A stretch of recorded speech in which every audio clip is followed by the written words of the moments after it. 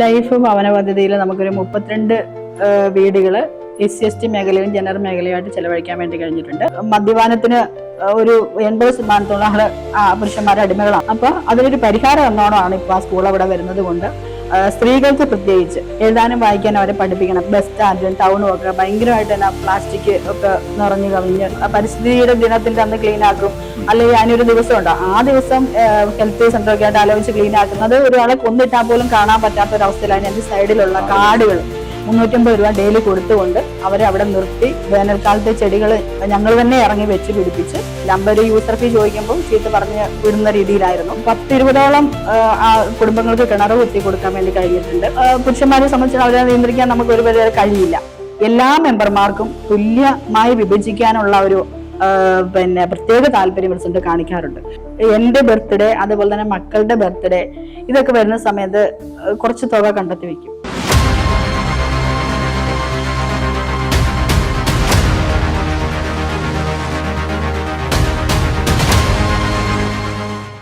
നമസ്കാരം. ബളാൽ ഗ്രാമപഞ്ചായത്ത് 10ാം വാർഡ് മുട്ടോം കടവ് member Moncy Joy. Madam, ഈ 5 വർഷത്തെ മാഡത്തിൻ്റെ വാർഡിലെ പ്രവർത്തനങ്ങളെക്കുറിച്ച് ഒന്ന് വിശദീകരിക്കാമോ? വിശദീകരിക്കാം. എൻ്റെ 10ാം വാർഡിനെ സംബന്ധിച്ചിടത്തോളം ഒരു 50% ST കുടുംബങ്ങളുള്ള വാർഡാണ്. ബാക്കി ജനറലും ഒക്കെ ആയിട്ട് വരുന്നൊരു വാർഡാണ്.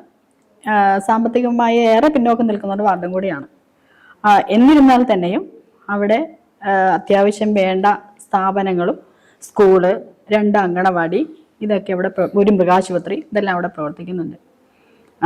അതുപോലെ തന്നെ ഈ കഴിഞ്ഞ 5 വർഷത്തിനുള്ളിൽ എന്നാൽ കഴിയുന്ന എല്ലാ പ്രവർത്തനങ്ങളും ചെയ്യാൻ പറ്റിയെന്ന് പൂർണ്ണമായിട്ട് ഞാൻ വിശ്വസിക്കുന്നില്ല. എങ്കിലും കുറേയൊക്കെ ചെയ്യാൻ കഴിഞ്ഞു. പൂർണ്ണമായിട്ട് ചെയ്തു എന്ന് ഞാൻ വിശ്വസിക്കുന്നില്ല. കാരണം ഇനി ചെയ്യാൻ ഒരുപാട് കാര്യങ്ങളുണ്ട് അവിടെ. മാഡം, വാർഡിനെ കുറിച്ച് വ്യക്തമായി തന്നെ മനസ്സിലാക്കിയിട്ടുണ്ട്. പ്രത്യേകിച്ച് എടുത്തു പറയാവുന്ന എന്തൊക്കെ പ്രവർത്തനങ്ങൾ, എന്തൊക്കെ വികസനങ്ങളാണ് വാർഡിൽ നടത്താൻ സാധിച്ചിട്ടുള്ളത്? 10ാം വാർഡിനെ സംബന്ധിച്ച് ഒരു 20 കിലോമീറ്ററോളം ചുറ്റിക്കിടക്കുന്ന റോഡുകൾ, നല്ല റോഡുകൾ തന്നെയുണ്ട്. അപ്പോൾ കൂടാതെ പോക്കറ്റ് റോഡുകളും ഉണ്ട്. ന്യൂട്ടാറിങ്ങില് ഒരു 2.5 കോടി രൂപയോളം അവിടെ ചെലവഴിക്കാൻ, ന്യൂട്ടാറിങ്ങിലല്ല റീടാറിങ്ങിൽ ചെലവഴിക്കാൻ വേണ്ടി കഴിഞ്ഞു. അതേപോലെ ഞാൻ വരുന്ന സമയത്ത് റീടാറിങ്ങിന് ഒരുപാട് റോഡുകൾ ബാക്കിയുണ്ടായിരുന്നു, അതെല്ലാം ചെയ്യാൻ കഴിഞ്ഞു. അതുപോലെ ന്യൂട്ടാറിങ്ങിന് 2-3 റോഡുകൾ ഉണ്ടായിരുന്നു. അതിൽ പൂർണ്ണമായിട്ട് ചെയ്യാൻ കഴിഞ്ഞിട്ടില്ല. പുതിയ വെട്ടിയ റോഡുകളും ഉണ്ട്. പൂർണ്ണമായിട്ട് ചെയ്യാൻ വേണ്ടി കഴിഞ്ഞിട്ടില്ല എങ്കിൽ പോലും ഒരു 1.5 കിലോമീറ്ററോളം റോഡ് ഇനി ന്യൂട്ടാറിങ് ചെയ്യാനുണ്ട്. ബാക്കിയെല്ലാം ചെയ്തു കഴിഞ്ഞു. നല്ല രീതിയിൽ തന്നെ റോഡ് വികസനങ്ങളും അതിന്റെ ഫണ്ടും മാഡത്തിന് ഉപയോഗിക്കാൻ സാധിച്ചിട്ടുണ്ടെന്ന് പറയുന്നു. ഒരു നാടിനെ സംബന്ധിച്ച് ഏറ്റവും പ്രധാനമായിട്ടുള്ള വികസനം കാണുന്നത് റോഡുകളിലാണെന്നാണ് പറയുന്നത്. മാഡത്തിന് നല്ല രീതിയിൽ തന്നെ ഉപയോഗിക്കാൻ പറ്റിയിട്ടുണ്ട്. ലൈഫ് ഭവന പദ്ധതി അതുപോലുള്ള പദ്ധതികൾ പ്രകാരം മാഡത്തിന് എന്തൊക്കെ ചെയ്തു കൊടുക്കാൻ സാധിച്ചു? ലൈഫ് ഭവന പദ്ധതിയിൽ നമുക്കൊരു 32 വീടുകൾ SC/ST മേഖലയിലും ജനറൽ മേഖലയുമായിട്ട് ചെലവഴിക്കാൻ വേണ്ടി കഴിഞ്ഞിട്ടുണ്ട്, ചെയ്തു തീർക്കാൻ വേണ്ടി കഴിഞ്ഞിട്ടുണ്ട്. അതിൽ പൂർണ്ണമായിട്ട് വേണമെങ്കിൽ പൂർത്തിയായത് കുറച്ചുണ്ട്, ചെയ്തുകൊണ്ടിരിക്കുന്നതുണ്ട്. അതേപോലെ തന്നെ എഗ്രിമെന്റ് വെച്ചവരും, അതായത് PMAവയിൽ എഗ്രിമെന്റ് വെച്ചവരുണ്ട്, ലൈഫിലെ എഗ്രിമെന്റ് വെച്ചവർക്ക് വെച്ചവരുണ്ട്. അതായത് കാശ് കിട്ടാത്തത് കൊണ്ട് കൊടുക്കാൻ കഴിഞ്ഞിട്ടില്ല. അപ്പൊ ആ രീതിയിലുള്ള വീടുകളുണ്ട്. ആകെ 32 വീടുകളോളം പണിതതും പൂർത്തിയായതും ചെയ്തുകൊണ്ടിരിക്കുന്നതായിട്ട് വീടുകൾ ഉണ്ട്. 32 പൂർത്തിയായിട്ടുണ്ട്. പൂർത്തിയായിട്ടുണ്ട്. ഇനി എത്ര വീടുകൾ ഇപ്പൊ ചെയ്തുകൊണ്ടിരിക്കുന്നത്? ഇപ്പൊ ചെയ്തുകൊണ്ടിരിക്കുന്നത് എന്ന് വെച്ചാൽ ലാസ്റ്റ് ഘട്ടം അങ്ങനെയൊക്കെയുള്ള ഒരു 5-6 വീടുകളോളം 36 വീടുകൾ ഉണ്ട്. മാഡം തന്നെ പറഞ്ഞ പട്ടിക വിഭാഗം ആളുകളാണ് മാഡത്തിന്റെ വാർഡിൽ കൂടുതൽ. അവരുടെ ഉന്നമനത്തിന് വേണ്ടി എന്തൊക്കെയാണ് ചെയ്യാൻ സാധിച്ചത്? അവരുടെ ഉന്നമനത്തിന് വേണ്ടി ഇപ്പൊ നമ്മള് നിലവിലെ കുടിവെള്ളമാണ് ഏറ്റവും പ്രശ്നമായിട്ട് നിൽക്കുന്നത്. അത് ജലനിധി പദ്ധതി നിലവില് കുടിവെള്ളമല്ലാതെ തന്നെ പട്ടികജാതി പട്ടിക വർഗ വികസനത്തിനായിട്ട് ഒരുപാട് പദ്ധതികൾ നമുക്ക് ലഭ്യമാണ്. അത്തരം പദ്ധതികൾ എന്തൊക്കെ ഉപയോഗിക്കാം? അത്തരം പദ്ധതികൾ എന്ന് പറഞ്ഞാൽ അവിടെ ഒന്നാമത് ലൈഫിന്റെ ഇതാണ്, പാർപ്പിടമാണ്. പിന്നീട് വരുന്നത് കുടിവെള്ളമാണ്. പിന്നെ അല്ലാതെ വരുന്നത് അവരുടെ തൊഴിലുറപ്പ് മേഖലയിൽ അവര് ഒരുപാട് കാര്യങ്ങൾ, അതായത് സ്ത്രീകളെ സംബന്ധിച്ചിട്ടുള്ള അവർക്ക് കൂടുതൽ തൊഴിൽ കൊടുക്കാൻ വേണ്ടി കഴിഞ്ഞിട്ടുണ്ട്. അതുകൊണ്ട് തന്നെ ഇപ്പം ST മേഖലയിൽ സംബന്ധിച്ചിട്ടുള്ള അവര് മദ്യപാനത്തിന് ഒരു 80% ആള് പുരുഷന്മാരുടെ അടിമകളാണ്. അപ്പൊ അവരെ സംബന്ധിച്ചിട്ട് അവര് കൂലിപ്പണി എടുക്കുന്ന തുക മുഴുവൻ തന്നെ ഇപ്പൊ ഒരു 1000 രൂപ കൂലിപ്പണി എടുത്ത് കിട്ടുമെങ്കിൽ ഒരു 75% അത് തന്നെ ഉപയോഗിക്കുന്നത്, ബാക്കിയാണ് കുടുംബങ്ങൾക്ക് കിട്ടുക. എന്റെ വാർഡിന് പ്രത്യേകിച്ച് പറയുകയാണെങ്കിൽ രാത്രിയെന്നോ പകലെന്നോ ഇല്ലാതെ പ്രശ്നങ്ങളുള്ള, അതായത് രാത്രി 12 മണിക്ക് പ്രശ്നമാണ് കൂടുതലും. അപ്പൊ അതുകൊണ്ട് തന്നെ ആ ഒരു രീതിയിൽ ഭയങ്കരമായിട്ട് പ്രശ്നങ്ങളുള്ള വാർഡാണ്. മാത്രമല്ല അവിടെയുള്ള സ്ത്രീകള് ഒരുപാട് ബുദ്ധിമുട്ട് അനുഭവിക്കുന്ന സ്ത്രീകളുമാണ്. അപ്പൊ അതിന് നമ്മുടെ ഒരു പരിഹാരമാണ് ആദ്യം കാണേണ്ടത്. എന്നാലും നമ്മൾ എന്തൊക്കെ പരിഹാരം എന്ന് വെച്ചാൽ അവരെ മദ്യപാനത്തിന് അടിമയായ പുരുഷന്മാരെ കൊണ്ടുവന്ന് അത് ഉപദേശം കൊടുക്കും, പക്ഷെ പറഞ്ഞിട്ട് കാര്യമില്ല. ജാഗ്രത, അവിടെ നിന്ന് വരുന്ന പ്രശ്നങ്ങള് ജാഗ്രതാ സമിതിയിൽ, അംഗൻവാടികളിൽ ജാഗ്രതാ സമിതിയുണ്ട്. അതിൽ വന്ന കുടുംബ പ്രശ്നങ്ങൾ ഒരു വർഷം തന്നെ ഒരു 7-8 പ്രശ്നങ്ങൾ അതുമായി ബന്ധപ്പെട്ട് പരിഹരിച്ച് നല്ല രീതിയിൽ മുന്നോട്ട് പോകാൻ കഴിഞ്ഞിട്ടുണ്ട്. അംഗൻവാടിയും അവരുടെ കുടുംബങ്ങളിൽ ഉണ്ടാവുന്ന പ്രശ്നങ്ങളാണ് സാധിച്ചിട്ടുണ്ട്. കുടിവെള്ള പദ്ധതികളിൽ നമുക്കിപ്പം ജലനിധി പദ്ധതി നിലവിലുണ്ടായിരുന്നു. അത് പൂർണ്ണമായിട്ടും ഒട്ടും തന്നെ ഉപയോഗിക്കാൻ കഴിയുന്നില്ല. കാരണം അന്ന് പിന്നെ സ്രോതസ്സിന്റെ പ്രശ്നങ്ങൾ, അതായത് നമ്മൾ ഉദ്ദേശിച്ചത്ര വെള്ളം കിട്ടിയില്ല. അതുപോലെ തന്നെ രണ്ടാമതിന് വേണ്ടി പഞ്ചായത്ത് ഫണ്ട് വകയിരുത്തിയിട്ടുണ്ട്. പിന്നെ അതിൽ 4,80,000 വകയിരുത്തി. പക്ഷെ അത് ടെൻഡർ എടുക്കാൻ ആളില്ല, കാശ് കിട്ടില്ല എന്ന് പറഞ്ഞിട്ട് ടെൻഡർ എടുക്കാൻ ആളില്ലാത്തൊരവസ്ഥയിലേക്കാണുള്ളത്. അപ്പൊ അത് പൂർത്തീകരിക്കാൻ വേണ്ടി കഴിഞ്ഞിട്ടില്ല. പിന്നെ ഉള്ളത് നമുക്ക് ഈ ഉന്നതി തലത്തില് കുഴൽക്കിണറുകൾ അടിച്ച് അവിടെ ടാങ്ക് വെച്ച് വെള്ളം കൊടുക്കാവുന്ന ഇതിലേക്കാണുള്ളത്. അപ്പൊ ആ രീതിയിൽ 1-2 സ്ഥലത്ത് ഇങ്ങനെ നമ്മൾ കണ്ടിട്ടുണ്ട്. ടെൻഡർ ആയിട്ടില്ല, അത് ചെയ്തു കൊടുക്കാമെന്ന് വിചാരിക്കുന്നു. ഇപ്പൊ ഈ ഭരണസമിതി പറ്റില്ലെങ്കിൽ ഇപ്പോൾ നമ്മൾ പോയാൽ പോലും അടുത്ത ഭരണസമിതിയിൽ തയ്യാറാക്കി വെച്ചിട്ടുണ്ട്. മൃഗസംരക്ഷണം, ക്ഷീരവികസനം, ഈ മേഖലയിലൊക്കെ മാഡത്തിന് എന്തൊക്കെ ചെയ്യാൻ സാധിച്ചിട്ടുണ്ട്? മൃഗസംരക്ഷണം, ക്ഷീരവികസനം, അത് കുറച്ച് കൂടുതൽ ആളുകളുള്ള പശുക്കളെ വളർത്തി ജീവിക്കുന്ന കുടുംബങ്ങളാണ് എൻ്റെ വാർഡിലുള്ളത്. ജനറലായ ആൾക്കാരും ബെസ്റ്റി പെട്ട ആൾക്കാരും. അപ്പോൾ ഒരു മൃഗാശുപത്രി നിലവിൽ നമ്മുടെ വാർഡിലുണ്ട്. പിന്നെ ഇപ്പൊ പശുക്കളെ വളർത്തുന്നവർക്ക് ഒരു 10 പശു 12 പശു അങ്ങനെ വളർത്തുന്നവർ നമ്മുടെ വാർഡിലുണ്ട്. ഫാമായിട്ട് തന്നെ വളർത്തുന്നവരുണ്ട്. അപ്പൊ അവർക്ക് നമുക്ക് പഞ്ചായത്തിന് കൊടുക്കാൻ പറ്റുന്നത് പിന്നെ പുൽകൃഷിക്ക് ധനസഹായം കൊടുക്കുന്നുണ്ട്. അത് തൊഴിലുറപ്പിൽ പെടുത്തി പുൽകൃഷിക്ക് ധനസഹായം കൊടുക്കുന്നുണ്ട്. അതുപോലെ തന്നെ ധാതു ലവണങ്ങള്, പിന്നെ കാലിത്തീറ്റ, പാലിന് സബ്സിഡി, അതായത് മാർച്ച് മുതലുള്ള അവസ്ഥ അറിയാലോ, പുല്ലില്ലാത്ത വേനലധികമായിട്ട് സമയമാണ്. അപ്പൊ ആ സമയങ്ങളിൽ അവർക്ക് പിടിച്ചു നിൽക്കാൻ വേണ്ടിയിട്ട് കാലിത്തീറ്റയ്ക്ക് സബ്സിഡി, പാലിന് സബ്സിഡി, അങ്ങനെയുള്ള കാര്യങ്ങൾ പഞ്ചായത്ത് ചെയ്തു കൊടുക്കാറുണ്ട്. അതുകൊണ്ട് തന്നെ അവര് കുറച്ചൊക്കെ കാര്യങ്ങൾ സ്വയം ചെയ്ത്, അതായത് പശുക്കളെയും കൊടുക്കാറുണ്ട്. പശുക്കളെ, ആടുകളെ, ST വിഭാഗത്തിൽപ്പെട്ടവർക്കും അത് ചെയ്യാറുണ്ട്. ആടുകളെ കൊടുത്ത് അവർ ആ ഉപജീവനം നടത്തുന്നുണ്ട്. അതുപോലെ എത്ര ആളുകൾക്ക് ആടുകളെ കൊടുക്കാൻ പറ്റിയിട്ടുണ്ട്? അവർ എത്ര പേര് നല്ല രീതിയിൽ നോക്കുന്നുണ്ട്, ശ്രദ്ധിക്കാറുണ്ട്? ഉണ്ട്. അവരൊരു 6 പേർക്ക് കൊടുക്കാൻ വേണ്ടി കഴിഞ്ഞിട്ടുണ്ട്. അതില് ഒരാളെ അത് വിറ്റു എന്ന് വെച്ചാൽ സാഹചര്യം കൊണ്ട് വിറ്റുള്ളൂ. ബാക്കി എല്ലാവരും തന്നെ ആടിനെ വളർത്തുന്നുണ്ട്. എല്ലാവരും നല്ല രീതിയിൽ ചെയ്യുന്നുണ്ട്. വിദ്യാഭ്യാസ മേഖല, കലാകായിക മേഖല, വിദ്യാഭ്യാസ മേഖലയിൽപ്പെട്ട് പറയുകയാണെങ്കിൽ നമ്മുടെ 10ാം വാർഡില്, അതായത് 10, 9, 8 വാർഡുകളെ കേന്ദ്രീകരിച്ച ഒരു സ്കൂള് നമ്മുടെ വാർഡിലാണുള്ളത്. 10ാം വാർഡിലാണുള്ളത്. അവിടെ സ്കൂള് അതായത് വർഷങ്ങളായിട്ടുള്ള ഒരു സ്കൂളായിരുന്നു. അത് ഇപ്പം മെയിൻ്റെനൻസ് അല്ലാതെ പൊളിച്ചു മാറ്റി കാസർഗോഡ് പാക്കേജിൽ പെടുത്തി ഒരു സ്കൂള് നിർമ്മിച്ചുകൊണ്ടിരിക്കുന്നുണ്ട്. പുതിയ ബിൽഡിംഗ് നിർമ്മിച്ചുകൊണ്ടിരിക്കുന്നുണ്ട്. അത് ST വിഭാഗത്തിൽപ്പെട്ട കുട്ടികളാണ് അധികം, 60 കുട്ടികളാണ് അവിടെ ഉള്ളത്. അപ്പൊ സ്കൂളിന്റെ ശോചനീയാവസ്ഥ കൊണ്ട് കുറച്ച് കുട്ടികൾ വള്ളിക്കടവിലേക്കും ഒക്കെ പോകേണ്ടതായിട്ട് വന്നു. അപ്പൊ അതിനൊരു പരിഹാരം എന്നോണമാണ് ഇപ്പൊ ആ സ്കൂൾ അവിടെ വരുന്നത് കൊണ്ട് ആ പ്രദേശത്ത് പെട്ട കുട്ടികൾ വളരെ ഉപകാരപ്രദമാകും. കലാകായിക മേഖലയിൽ വെച്ചാൽ അവിടെ ഒരു ഗ്രൗണ്ടിന്റെ പ്രശ്നം വളരെ ബുദ്ധിമുട്ടുള്ള കാര്യമാണ്. ഗ്രൗണ്ട് ഇല്ല. സ്കൂൾ ഗ്രൗണ്ട് ഉണ്ട്. സ്കൂൾ ഗ്രൗണ്ടിൽ ഇപ്പൊ നമ്മൾ 5 വർഷത്തിനുള്ളിൽ ചെയ്യാൻ പറ്റിയ ഡ്രെയിനേജ് ആക്കി കൊടുത്തു. വെള്ളം കയറുന്ന സ്ഥലമായിരുന്നു, അത് ഡ്രെയിനേജ് ആക്കി പഞ്ചായത്ത് ചെയ്ത് കൊടുത്തിട്ടുണ്ട്. അതുപോലെ തന്നെ ഇപ്പൊ സ്കൂൾ നിർമ്മിക്കുന്നത് കൊണ്ട് ഇപ്പൊ ഗ്രൗണ്ടായിട്ട് പറയാൻ പറ്റത്തില്ല, വേറൊരു കെട്ടിടത്തിലാണ് പ്രവർത്തിക്കുന്നത്. സ്കൂളിന്റെ അല്ലാതെ യുവജനങ്ങളെ ഉദ്ദേശിച്ചാണ് ഒരു ഗ്രൗണ്ട് അത്യാവശ്യമാണ്. അപ്പൊ ഞങ്ങളതിന് ശ്രമിച്ചു. പക്ഷേ സ്ഥലം പഞ്ചായത്ത് തന്നെ ശ്രമിച്ചതാണ്. സ്ഥലം എവിടെയെങ്കിലും കിട്ടിയാൽ നമുക്കത് ചെയ്യാം, പിന്നെ ഒരു വില കൊടുത്ത് എന്തെങ്കിലും അത്തരം പ്രവർത്തനങ്ങൾ തുടങ്ങി വെക്കാൻ സാധിച്ചിട്ടുണ്ട്. തുടങ്ങി വെക്കാന്ന് പറഞ്ഞാൽ സ്ഥലം ലഭ്യമല്ലാത്തതിനാൽ തുടങ്ങി വെക്കാൻ കഴിഞ്ഞിട്ടില്ല. അത് ആഗ്രഹമുണ്ട്. അതുപോലെ തന്നെ നമുക്ക് വേണ്ട ഒരു കാര്യമാണ് പൊതു ശ്മശാനം എന്ന് പറയുന്നത്. അതിനും പഞ്ചായത്ത് ഇടപെട്ടുകൊണ്ട് തന്നെ സ്ഥലം അന്വേഷിച്ചു, അത് കിട്ടിയിട്ടില്ല. പക്ഷെ അതും ഒരു സ്വപ്നമാണ്. ലിറ്ററസി റേറ്റ് നോക്കുമ്പോൾ കേരള ആവറേജിനേക്കാളും കുറവാണ് ബളാൽ പഞ്ചായത്ത്. തുടർ വിദ്യാഭ്യാസം, സാക്ഷരതാ പദ്ധതികളൊക്കെ എങ്ങനെ ഉപയോഗിക്കാൻ സാധിച്ചിട്ടുണ്ട്? സാക്ഷരതാ പദ്ധതികൾ നേരത്തെ വന്നൊരു കാര്യമാണ്. സാക്ഷരതാ പദ്ധതിയിൽ ഈ 5 വർഷത്തിൽ ഞാൻ കയറിയ ആ സമയത്ത് എനിക്ക് ഭയങ്കര ഒരു ആഗ്രഹമായിരുന്നു. വെച്ചാൽ സാക്ഷരതയിലൂടെ കുറെ ആൾക്കാർ അത്യാവശ്യം എഴുതാനും വായിക്കാനും ആയിരുന്നു. എങ്കിൽ പോലും എനിക്ക് ഭയങ്കര ഒരു ആഗ്രഹമായിരുന്നു SC മേഖലയിൽ പെട്ടവർക്ക്, സ്ത്രീകൾക്ക് പ്രത്യേകിച്ച് എഴുതാനും വായിക്കാനും അവരെ പഠിപ്പിക്കണം, പേരെഴുതാനെങ്കിലും പഠിപ്പിക്കണം എന്നൊരു ഭയങ്കര ആഗ്രഹമായിരുന്നു. അപ്പം ഈ സമയക്കുറവ് മൂലം ഒരു മെമ്പറായാലുള്ള അവസ്ഥ അറിയാലോ. അപ്പൊ ആദ്യമൊക്കെ ഞാൻ എന്ത് ചെയ്തു, എനിക്ക് എപ്പോ സമയം കിട്ടുന്നു ആ സമയത്ത് ഞാൻ ഇവരുടെ അടുത്ത് നിന്ന് വൈകുന്നേരം ആയാലും രാവിലെ ആയാലും അവർക്ക് എപ്പോഴാണോ സമയം എനിക്ക് എപ്പോഴാണോ സമയം അത് വിളിച്ചു പറഞ്ഞിട്ട് അവിടെ ചെന്ന് ആ വീട്ടിൽ പോയിരുന്ന് കുറച്ചൊക്കെ പഠിപ്പിക്കാൻ കഴിഞ്ഞിട്ടുണ്ട്. നേരിട്ട് ഇടപെട്ട് ചെയ്യാൻ വേണ്ടി കഴിഞ്ഞിട്ടുണ്ട്. വേറെ എന്തൊക്കെയാണ് മാഡത്തിന് പ്രത്യേകിച്ച് എടുത്തു പറയാൻ എൻ്റെ ഈ 5 വർഷത്തിനിടയിൽ എനിക്ക് പറയാൻ പറ്റുന്നത് നമ്മുടെ ശുചിത്വ മേഖലയുമായി ബന്ധപ്പെട്ടിട്ടാണ്. നമ്മുടെ കൊന്നക്കാട്, അതായത് 3 വാർഡുകളെ കേന്ദ്രീകരിച്ചുള്ള ടൗൺ ആണ് കൊന്നക്കാട് എന്ന് പറയുന്നത്. അപ്പൊ ഈ ശുചിത്വ മിഷനുമായിട്ട് ബന്ധപ്പെട്ട് പിന്നെ അവിടെ ബസ് സ്റ്റാൻഡും ടൗണും ഒക്കെ ഭയങ്കരമായിട്ട് തന്നെ പ്ലാസ്റ്റിക് ഒക്കെ നിറഞ്ഞു കവിഞ്ഞ് എന്ത് വേസ്റ്റ് ഉണ്ടെങ്കിലും മാലിന്യം അവിടെ കൊണ്ടിടുന്ന ഒരു അവസ്ഥയിലായിരുന്നു ബസ് സ്റ്റാൻഡ് ഉണ്ടായിരുന്നത്. അപ്പൊ അതിങ്ങനെ പഞ്ചായത്ത് നമ്മൾ നവകേരള പദ്ധതിയുടെ ഒക്കെ ഭാഗമായിട്ട് മീറ്റിംഗും കാര്യങ്ങളൊക്കെ നടന്നതുകൊണ്ട് വിളിച്ചത് പ്രസിഡന്റ് പറഞ്ഞു നമുക്ക് ഇവിടെ പൊതുസ്ഥലം എന്ന് പറയുന്നത് കൊന്നക്കാട്, മാലോത്ത്, വെള്ളരിക്കുണ്ടൊക്കെയാണ്. അപ്പൊ അത് എങ്ങനെ നമുക്ക് നല്ല രീതിയിൽ കൊണ്ടുവരാം എന്ന് ഒക്കെയുള്ള മീറ്റിംഗിൽ ചർച്ച വന്നതിലൂടെ എനിക്ക് എൻ്റെ മനസ്സിലൊരു ആഗ്രഹം തോന്നി. നമ്മുടെ കൊന്നക്കാടുള്ള ബസ് സ്റ്റാൻഡും ടൗണും വളരെ നല്ല രീതിയിൽ കൊണ്ടുപോകണം. ഇപ്പൊ ആ കോവിഡ് കഴിഞ്ഞൊക്കെ ആ സമയമായതുകൊണ്ട് കുറെ അസുഖങ്ങളും മറ്റും ഒക്കെ വരുന്നുണ്ട്.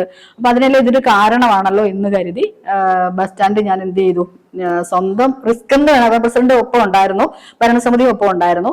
അപ്പൊ അവിടെ വളരെ നല്ല രീതിയിൽ പിന്നെ ആളുകളെ ഉപയോഗിച്ച്, അതായത് സഹപ്രവർത്തകരെ, അതുപോലെ തന്നെ നാട്ടുകാരെയും വ്യാപാരികളെയും ഓട്ടോക്കാരെയും ഒക്കെ വിളിച്ചിട്ട് നമ്മൾ അവിടെ ക്ലീൻ ആക്കി. ആദ്യം അതിനു മുമ്പ് വരെ എത്ര ക്ലീൻ ആക്കിയാലും ഇപ്പം പരിസ്ഥിതിയുടെ ദിനത്തിന്റെ അന്ന് ക്ലീൻ ആക്കും, അല്ലെങ്കിൽ അതിനൊരു ദിവസം ഉണ്ടോ, ആ ദിവസം ഹെൽത്ത് സെന്റർ ഒക്കെ ആയിട്ട് ആലോചിച്ച് ക്ലീൻ ആക്കുന്നത് അല്ലാതെ മറ്റൊരു ക്ലീനിങ് ഒന്നും ഇല്ലായിരുന്നു. പക്ഷെ ഇന്ന് ക്ലീൻ ആക്കിയോ അതിന്റെ പിറ്റേ ദിവസം അതേ അവസ്ഥയായിരുന്നു അവിടെ ഉണ്ടായിരുന്നത്.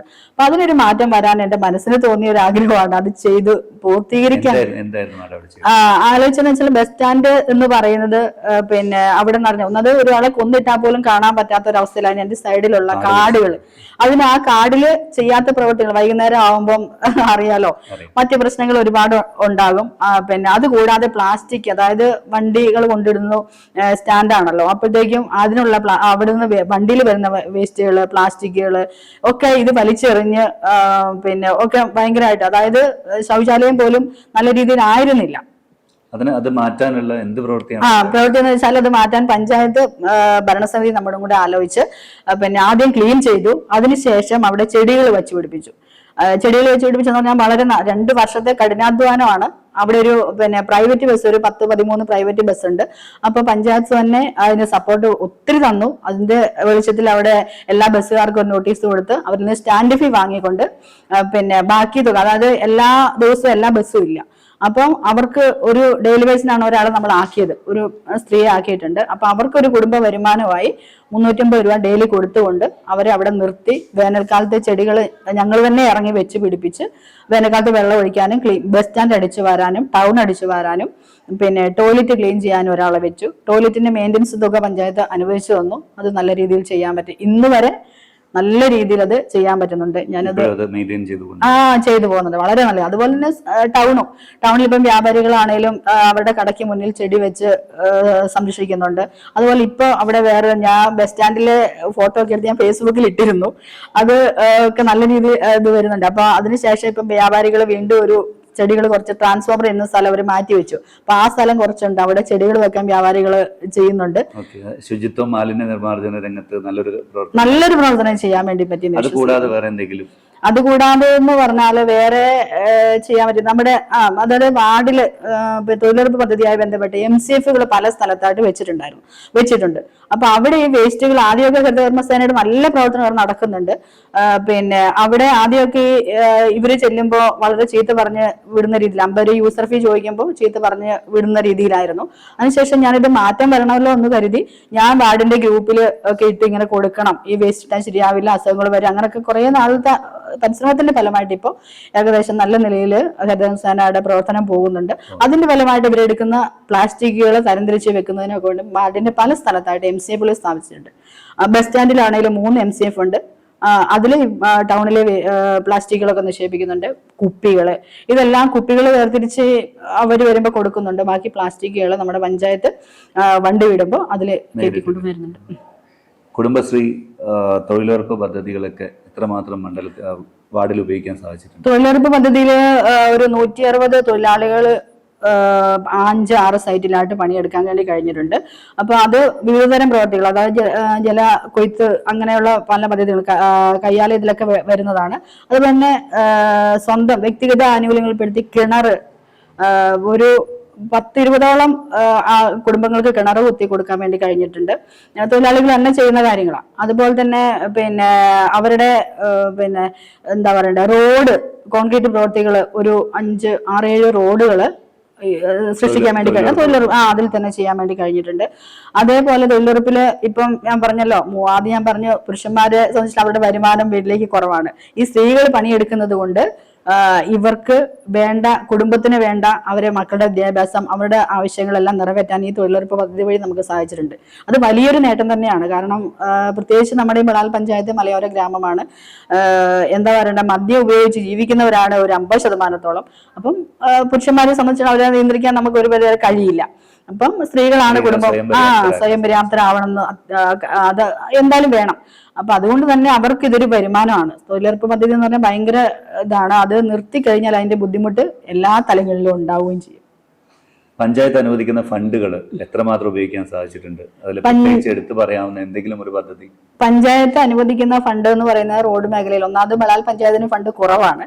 എങ്കിൽ പോലും നമ്മൾക്ക് പ്രസിഡന്റിനെ സംബന്ധിച്ചിടത്തോളം എടുത്തു പറയേണ്ട ഒരു കാര്യം, ഇപ്പൊ പ്രതിപക്ഷമോ ഭരണപക്ഷമോ എന്നില്ലാതെ ബോർഡ് മീറ്റിംഗിൽ നമ്മൾ പഞ്ചായത്ത് തുക വകയിരുത്തുന്ന സമയത്ത് എല്ലാ മെമ്പർമാർക്കും തുല്യമായി വിഭജിക്കാനുള്ള ഒരു പ്രത്യേക താല്പര്യം പ്രസിഡന്റ് കാണിക്കാറുണ്ട്. അത് എടുത്തു പറയേണ്ട ഒന്ന് തന്നെയാണ്. പല പഞ്ചായത്തിലൊക്കെ പ്രതിപക്ഷത്തിന് ഫണ്ടില്ല എന്നൊക്കെ കേൾക്കാറുണ്ട്. പക്ഷെ ഇത് അങ്ങനെയല്ല.